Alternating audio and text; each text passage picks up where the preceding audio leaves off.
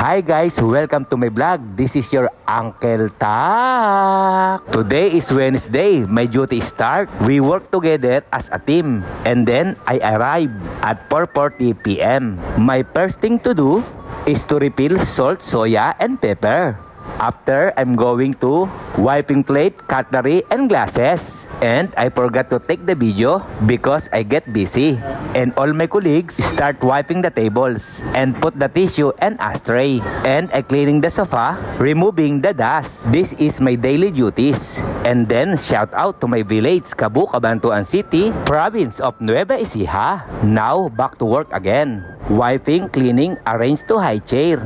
It's a must. Table are aligned so that the guests are comfortable the seat.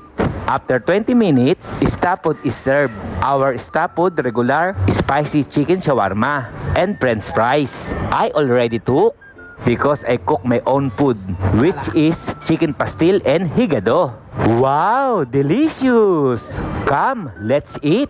First bite for you guys. Yum, yum, yum. Delicious. How about you guys? You do the same at work? It's nice to eat together to boost your appetite. That's all for today, guys. English finish. See you on my next vlogs. This is your Uncle Tax. Take care.